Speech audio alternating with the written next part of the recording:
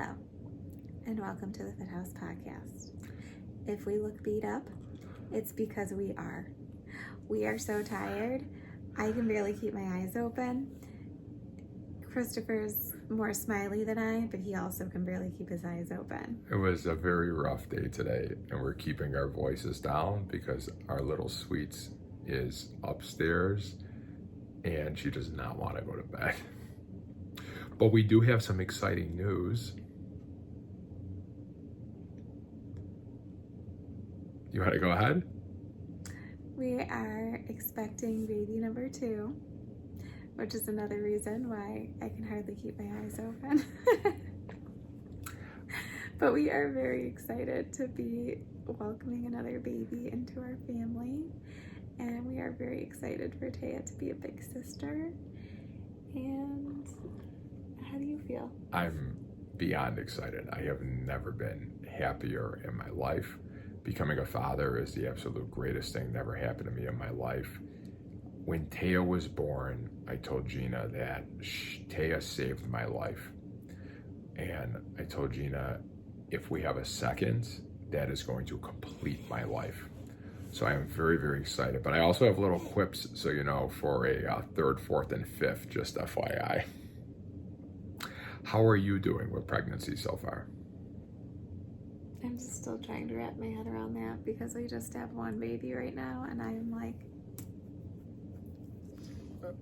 You're not like that. You're just like that because we're having a rough day today.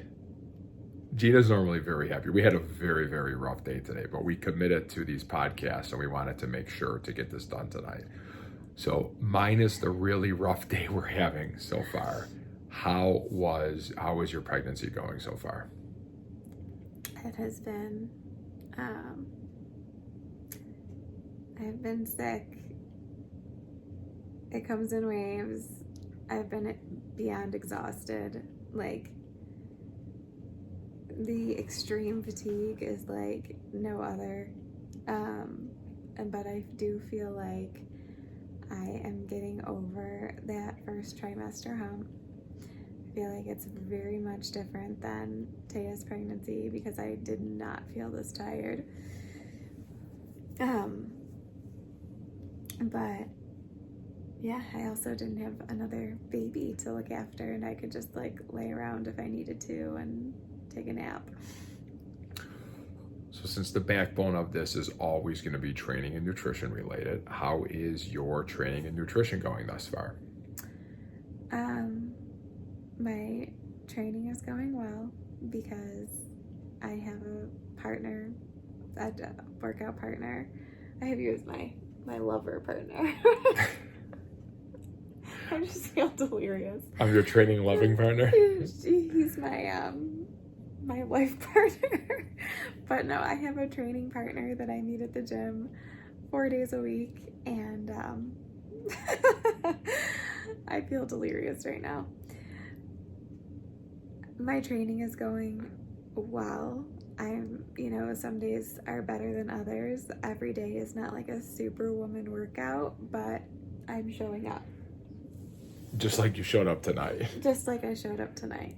My nutrition is a struggle because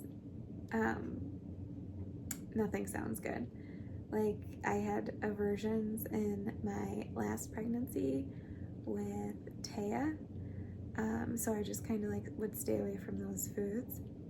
But this time around, it's just like nothing sounds good. So yeah, that has been, I'm still on like the struggle bus with that, but I'm doing the best that I can with just trying to eat. So we were talking about supportive partners earlier, you and I. Yes. And you had mentioned how great it is having a supportive partner in the gym, because there are a lot of days where you just don't feel up to going, but you do because you don't want to let your partner down, and you're always glad that you did go. And you also expressed to me how much you enjoy having a supportive partner at home, me. But we were talking about it. I was talking to Christopher is a very supportive partner. He always makes sure that I go to the gym, and he's always trying to ask if there's something that I can eat that I don't have, and you've been a very supportive partner, and I very much appreciate you. Well, I do that because I appreciate you very much. And it's very hard if you don't have a supportive partner to stay on track with your health and with your fitness. And in your estimation, Gina, how many people do you know who are able to stay on track without having a supportive partner at home? I don't personally, I don't personally know any. But I was just going to give you a compliment on something else. What's that? There's so many days where Chris takes Taya, like, for a bike ride or a walk or something, and I am just, like, dead to the world. And he's like, no, like, you should come, you'll feel better. And I go, and I'm always glad that I went and got a little extra activity in and spent time with my family, and I really appreciate that. Oh, you got it. Well, you said to me earlier, you don't know anybody who's able to be successful without a supportive partner, who doesn't struggle without having a supportive partner. Yes. And I feel like struggle is the key word, because I feel like you can do it, but it's like nails on a chalkboard. It's like you're constantly just like trying to like climb up it. Well, we were talking about it, and I feel like it goes one of two ways. So when I was growing up, my parents didn't work out, my parents didn't eat healthy. My upbringing was different than Taya's upbringing is going to be like. So I didn't have an example set of mom and dad go to the gym and they lift weights. Mom and dad eat these healthy foods, and these are the reason they eat those healthy foods. So when I hit my teenage years, I really got into fitness. I really got into weightlifting. I really got into nutrition, and it just became part of who I am. So what ended up happening is, even though I didn't have that supportive environment growing up, I was so steadfast that I didn't change. Everyone around me ended up changing. So now my parents eat very, very healthy. My sister eats very, very healthy. My brother eats way healthier than he's ever ate before, but it just became so concrete to me, and I was never going to change, that everyone else around me ended up changing. And that was, when you said to me that you never see people change, I really thought about, or you said people struggle and it's very hard for them to succeed. I thought about it, and it's really like there'll be a struggle, and then it either goes one way or the other. That person completely falls off, or that person changes everyone around them. They change their partner. And there's actually a young lady that we train right now who we're coming up on our 1-year training anniversary together. And she just shared with me that over the course of the last year, she has lost 100 pounds. And amazingly, she wants to share that with her family so much. She wants her family to be healthy. And amazingly, she's got a really supportive partner, because now her husband's on board. Her husband just started training. They both want to be healthy together. They both want to have a long, functional life together. They want to get their children involved and set that example for their children. And it's really cool seeing that, because it all started with her. And she remained so steadfast that she was able to inspire and start to change everyone around her. That's amazing. Yeah. Now there's another girl. The whole reason this conversation got started is her and I were talking earlier in the week, and she was telling me how she's doing amazing. She has maintained a 50-pound weight loss over the last X amount of years. She's doing a really great job, but she told me the struggle is real when she's on point with her nutrition all day long, and then 10 o'clock at night, her boyfriend comes home with McDonald's. That's hard. It is hard. So her and I were talking. You know what I was saying to somebody the other day? What's that? You know, the thing about this person, she's a nutrition client, and she has adult children living with her. And she said, it's so hard because I don't have control of what my family's bringing into the house. So she'll be on track, and then she'll see, I don't know, I'm just making this up, Cheez-Its in the cupboard. And she'll, like, before the night's done, she'll have eaten like an entire box of Cheez-Its. And I can only imagine, because I call them trigger foods. And it's like, once you start, because something is in the house and you don't have control over it, it's like a downhill spiral. But it's because her family is not being supportive. It's not just her partner, but it's adult children who, I mean, you could say, like, if you're living with me, like, you're not allowed to eat Cheez-Its anymore. But if you don't want to say that, it's like, you know, setting you up for failure almost, because it's like you have to have that much extra willpower, if you will, to stay on track. I feel like in a situation like that, and maybe in all of these situations, it would come down to uncomfortable conversations.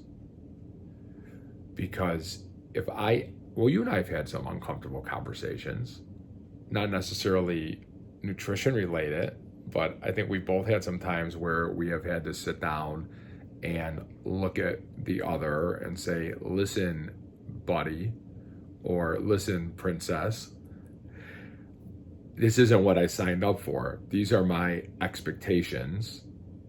And could you think of a couple of times we've done that? We don't have to share it. I can think of many times we've done All that. right, but I mean, it's very uncomfortable. We both feel uncomfortable, but you got to stand up for yourself. Like we're not bound to one another by anything other than just our willingness and the dedication to.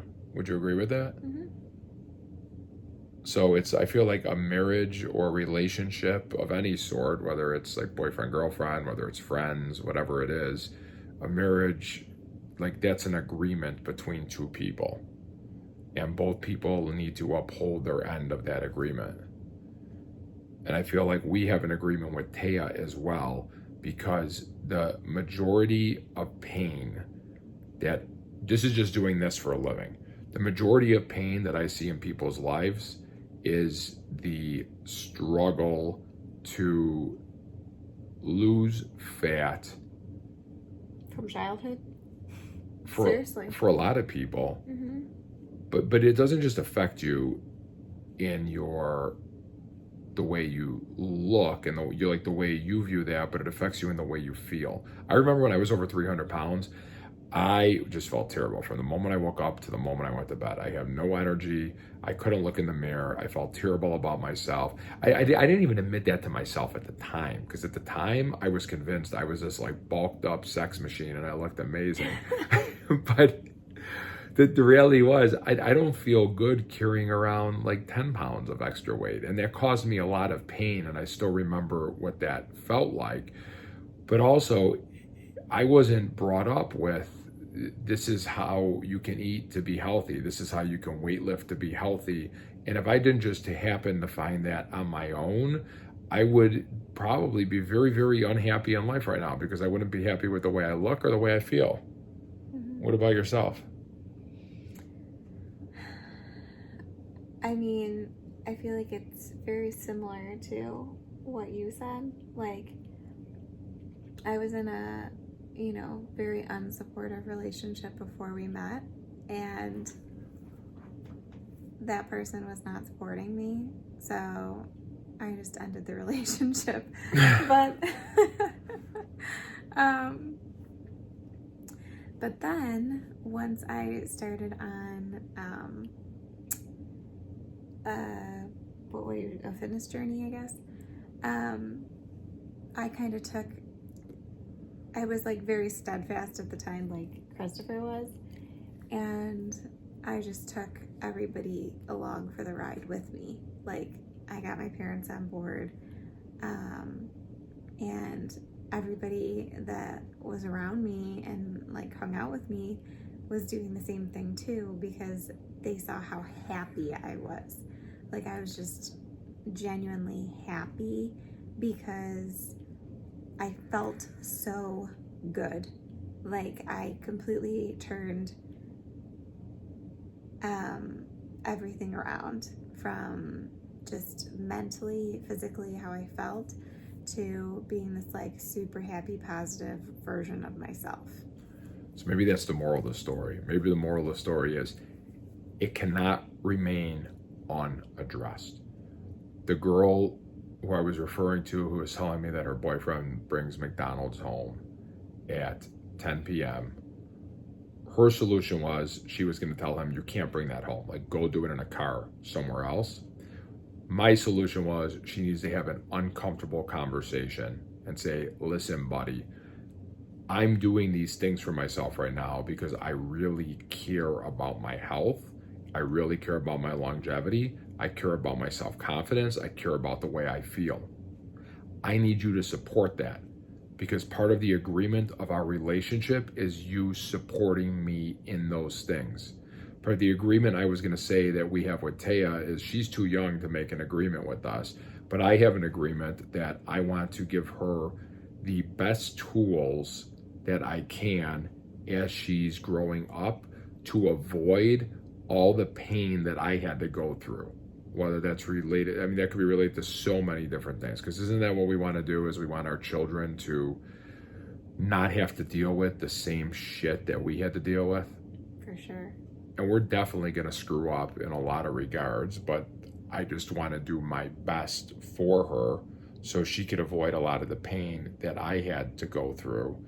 And there are so many people who have shared with me. It always makes me so sad when somebody says to me, like, I'll meet somebody in their 40s and they'll say, I have been overweight my entire life.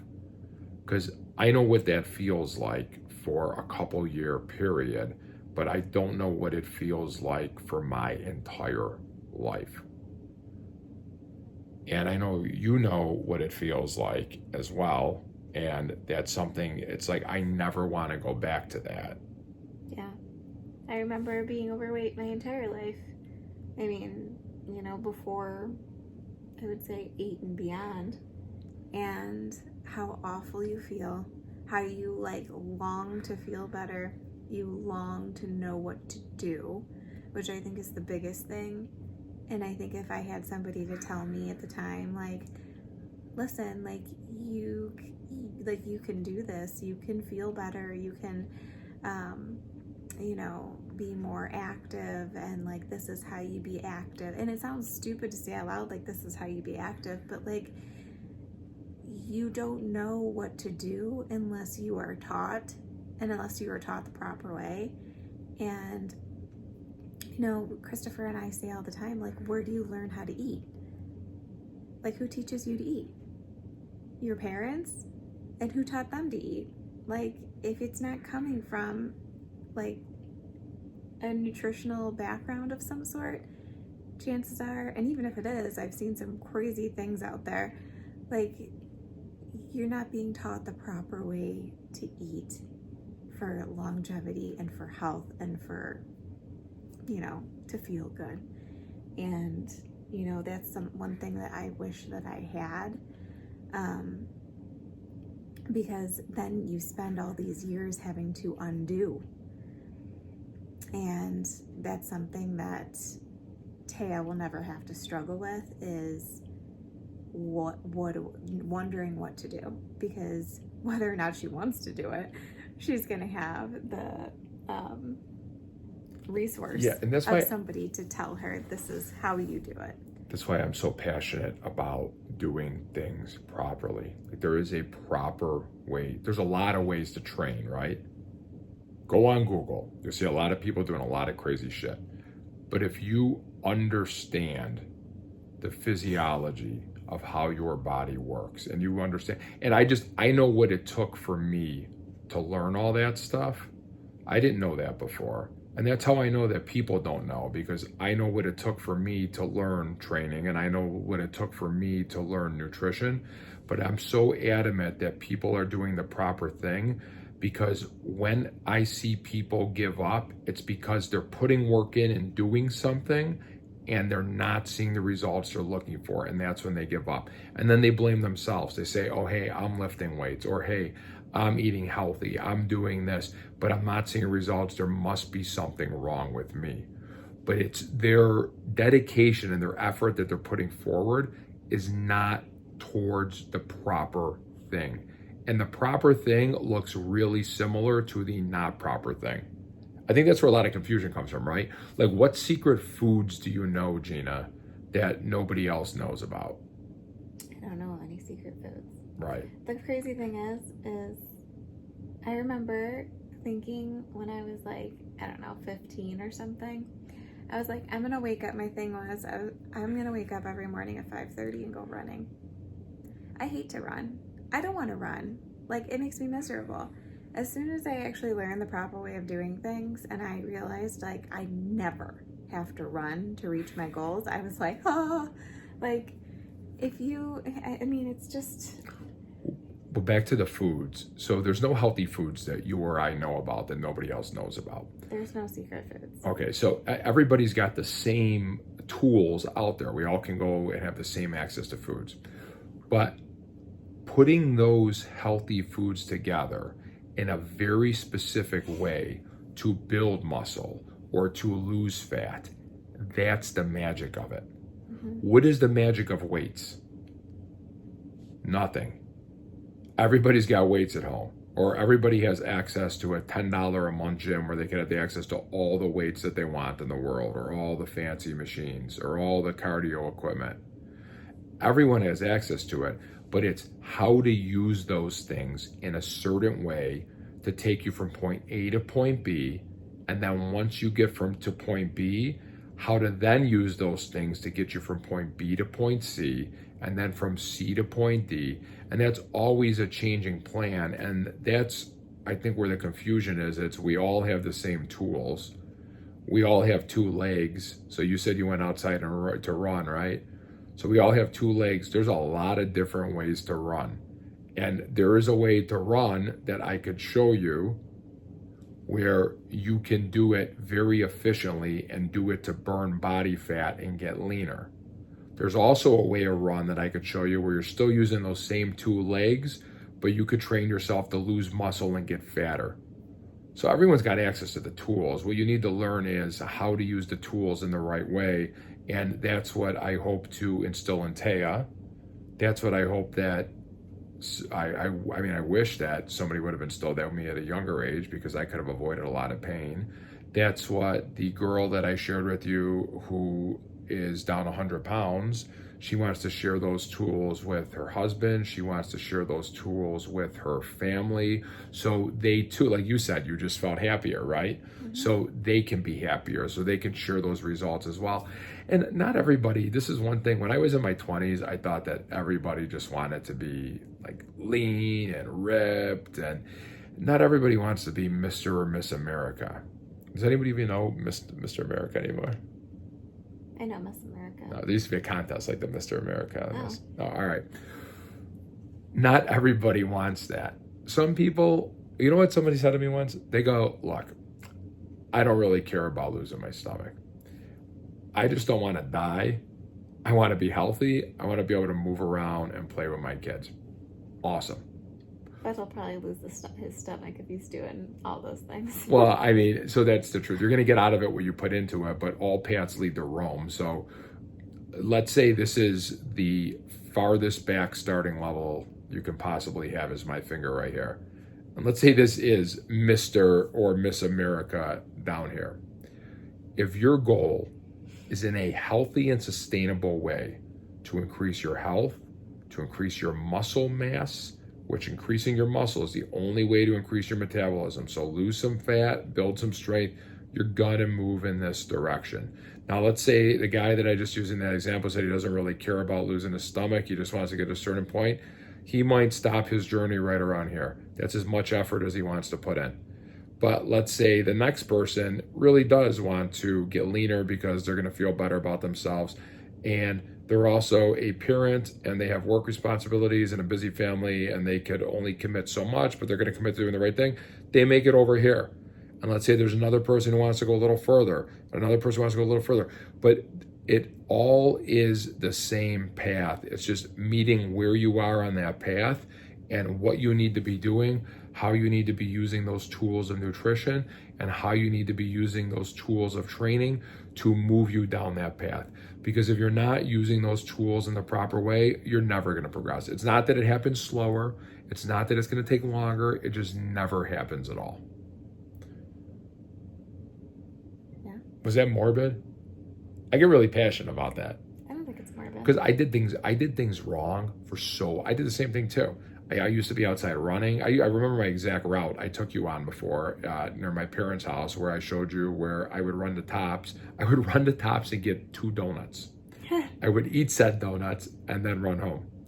I followed what I thought was the perfect nutrition plan, and I could not figure out why my stomach was getting bigger and I cannot see my abs.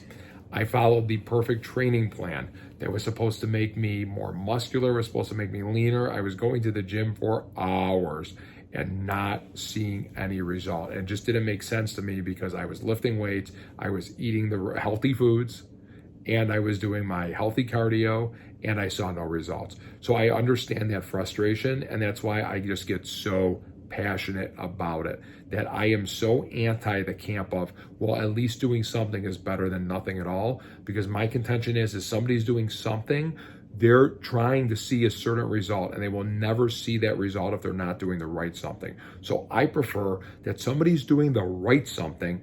Now, they might only do so much of that right something for whatever reason, and that's okay. But that will at least give them some result. They're going to get out of it what they put into it, but they'll see some result versus seeing no result. That makes sense. Do you agree with that message? I do agree with that message. Well, you're ready for bed. I'm ready for bed. Do you have anything else that you would like to add to this? I don't think so. You ready for another baby? I am so ready for another baby. I am so excited. And most importantly, I am so excited to be having another baby with you. All right, I love you. Thanks for watching. We hope you found some value in tonight's podcast, and we'll see you next week.